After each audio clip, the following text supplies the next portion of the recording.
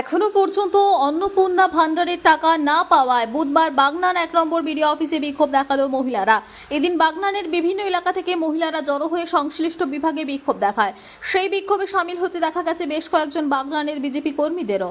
দীর্ঘক্ষণ বিক্ষোভ চলার ফল ঘটনাস্থলে আছে বাগনান থানার পুলিশ এসে পরিস্থিতি সামাল দেয়। ঘটনাস্থলে এসে পৌঁছন হাওড়া গ্রামীণ জেলার বিজেপির সভাপতি দেবাশিস সামন্ত। পরে ব্লক প্রশাসনের আশ্বাসে মহিলারা বিক্ষোভ তুলে নেন।